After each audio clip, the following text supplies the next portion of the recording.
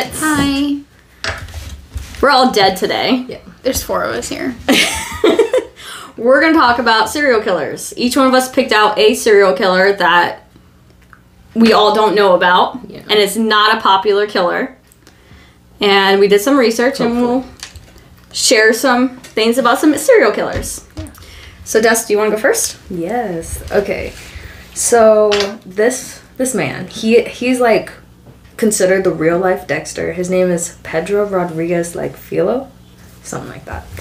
And he would basically kill people that did him wrong. And the first one that he did, I like it. Yeah, I like it. Vengeful. Actually, he was born in Brazil, and he was injured. He was born with an injured skull because his father would abuse his mother while she was pregnant. Oh my! I forgot I had trivia questions. So we'll finish yours. We'll do trivia, then we'll go on to the next person. Yeah, I'm already hooked. I know, me too. Yeah, whoa. The first murder took place when he was 14. He killed the vice mayor because the mayor. Holy shit! No, he went big. Fired his father for allegedly stealing food from his workplace. And Rodriguez shot him with a shotgun in front of City Hall. And the second murder wasn't long after that, and it was another guard who was the actual alleged, like, food thief. And, killed him. Holy shit. And after that, he got older, obviously, and fled to a new part of Brazil and killed a drug dealer. Don't know for what. Money. Yeah. Or drugs. Yeah. He fell in love with this woman named Maria while he was living there. Did he kill her? No. Okay. They lived together, and then she was killed by gang members. Oh my god, this is almost exactly like Dexter. And I didn't watch Dexter. He tracked down the people that was tied to her murder and killed all of them. That's love, guys. Love. That is love. If a guy does not murder for you, he's not worth your time. No, not marriage material. No. His next target was his father. He used a machete. Well, his father murdered his mother with a machete. Oh. So he stabbed his father 22 times, then cut out his heart and chewed on it. I just think that was a little bit much. But like, every time I'm like, oh wow, he did that for his first murder. He can't do bigger than that. The thing is, his father was in jail for it. So when he went to go visit his father, he killed him in the jail. So he did this in a jail with prison guards. Yeah. So why is he not getting arrested? So Brazilian prisons are different. Well, I don't even know. I think he. What year was this? We have so many questions. This was. What does it say? What did I put down? I didn't put years down on this one. But he was arrested in... Hold on. There's a year. Yeah, because he was released in 2007. So before 2007. He was arrested in 1973. So he fled the jail. All right. And I'm assuming they didn't catch him. And this guy. He was placed in a patrol car with a known rapist. And by the time they got to the jail, the cops opened the car and the rapist was killed. And Pedro killed him. He's Dexter. As he should. He's Dexter. He's the Brazilian Dexter. You've never seen Dexter. You said that. You said it. I trust you. When he was in prison, he killed at least 47 inmates, which added 4 years onto his sentence. 4. I mean, I feel like if you're killing bad people, though, he was sentenced to 128 years of prison, but it was up to 400 years. But with the Brazil laws, the max could only be 30 years, so he was released early in 2007. It's quite the law. Okay. So if I want to murder somebody, go to Brazil. Yeah. Yes. Okay, like... only get 30. I don't mean any disrespect, but... Man, I want to root for this guy. Right? He just died March 5th last year. No, this year. 2023 is this year. Right? Yeah. Natural death. When did he die? Natural. March what? He just went away peacefully. Right? He got to live his So like life. just a couple weeks ago. Yeah. Oh wow. Wow. And when I was searching this up, it wasn't on there, so. This needs to I be wonder if he titled killed his death, again. just in case anybody looks him up, and we've got the... I need to read a book on him. Wow, I don't know. Like, he just killed all the bad guys. Mm-hmm. Yeah. I'm impressed by that one. That was pretty No, pretty I cool. was the most touched when he killed all of his wife's murderers. I was like, this is a romantic man at heart. Modern day men will sit in a pit of depression, but this man, he takes action and fight He's for a the woman go-getter. that he loved. He pulled himself up from his bootstraps. Like, again, guys, we don't mean any disrespect. But maybe these people did deserve it. Oh, probably all of them. Who's to say? okay, So my serial killer was Gary Heidnik. Do you want to pull up your notes? No, I don't have them. I got okay. rid of them. So this is all by memory. So who knows if it's right or not?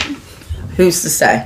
we're not professionals. Okay, so this guy used to run like a church upstairs in his house. I stop messing with those. He used to run a church like upstairs in his house, and in the basement he would have like this torture chamber with women where he wanted to repopulate the earth. And so he would kidnap like prostitutes and drug users and stuff, and like mentally handicapped people, and he would keep them in his basement. And he would hold church and upstairs Sunday morning. Wait, he would mentally handicap people? He would he would kidnap mentally handicapped people and prostitutes and drug addicts, and he would bring those women to his house to like they were. I feel like chained in I his heard basement. about this person. Yeah, he was weird. He was weird. Wow. Pretty wrong. He would like chain them in the basement, and like his plan was to get all of them pregnant and to repopulate because there was going to be some, apocalypse with people, where they turn on each other. God. The end of the world type stuff.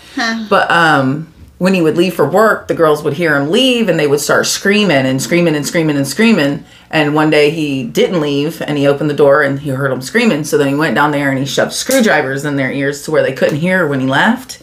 So he shoved like things in there until liquid came out. And there was a whole group of women there. And like if you disobeyed, you got punished. And he went to punish this one woman and he hung her up. And he left her there for a week, and when he came back, she was dead because he didn't think she would die. He didn't think she would starve to death, but she did. She starved to death. So then they went upstairs, and he brought the other girls upstairs, and they started cooking the lady because he was cooking them in dog food for the dogs and for the women to eat. It's horrible, guys. Oh my god, dude! So she Where died. was this at? I don't remember.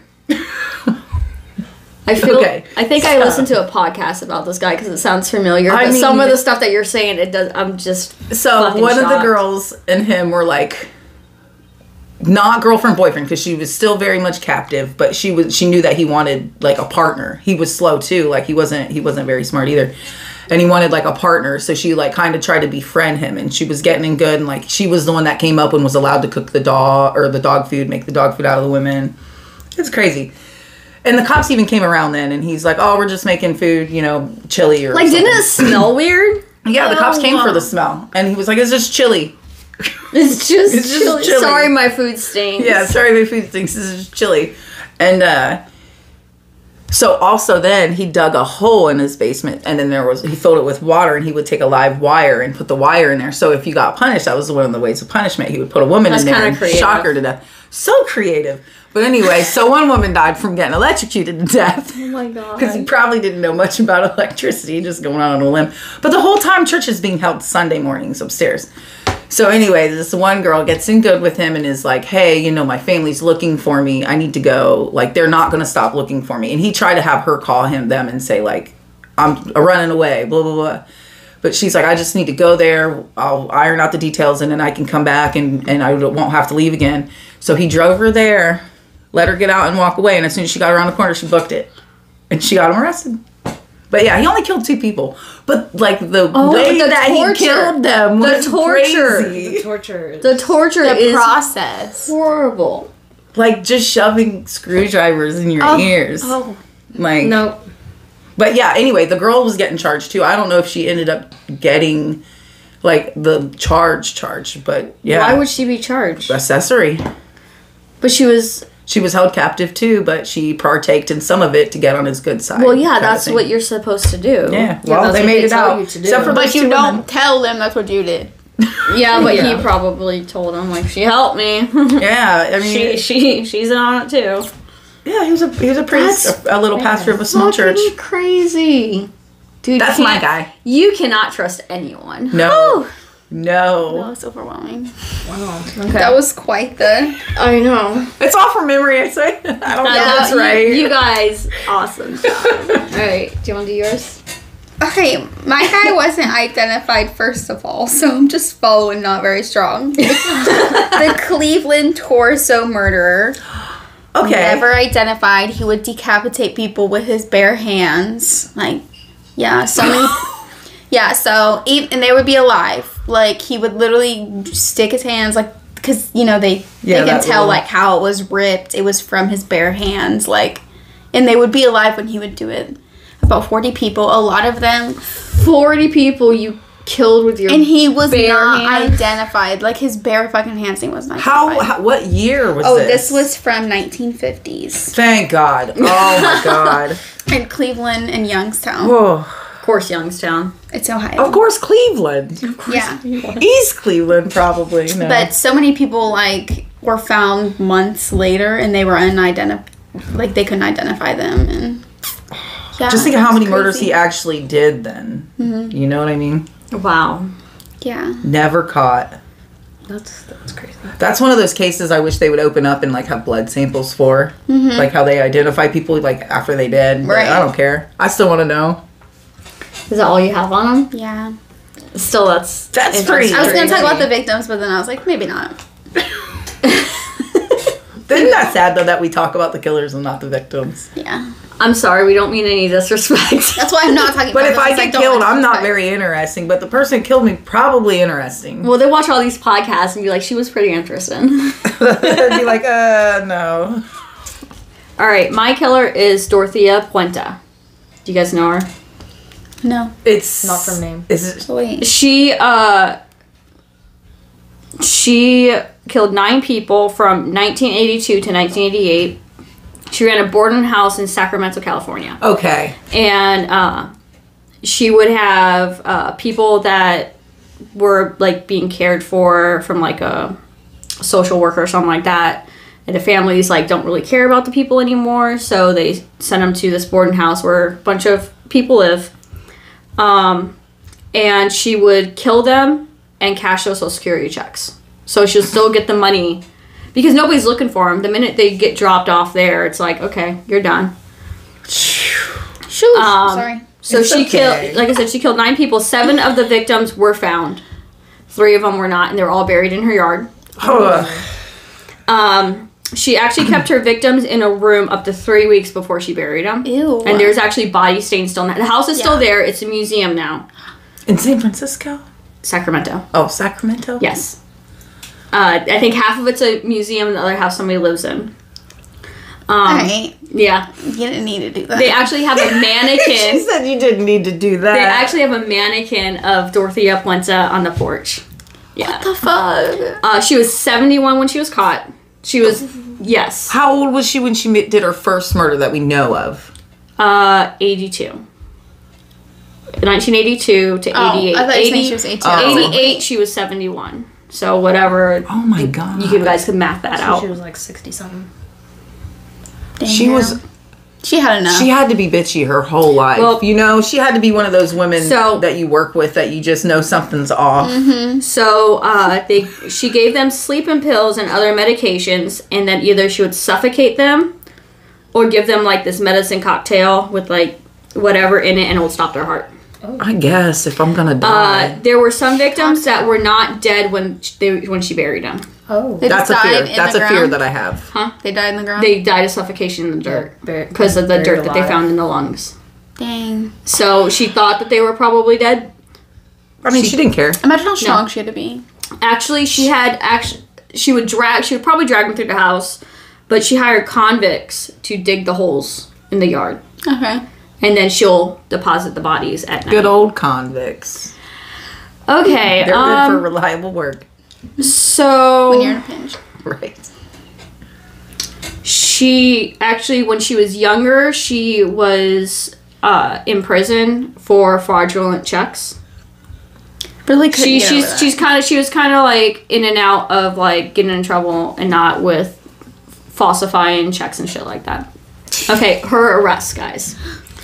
One of her tenants Alveo, Montana. I think that's how you pronounce it. He was a developmentally disabled man with schizophrenia. He was reported missing by his social worker. So a social worker dropped him off, but she kept checking on him. And she called one time, and Dorothea was like, oh, he moved out and went down to Mexico with his family. And she goes, well, you know, contact number. And no, there's, and then so she did a little research. She got kind of suspicious, so she called the cops for a wellness check.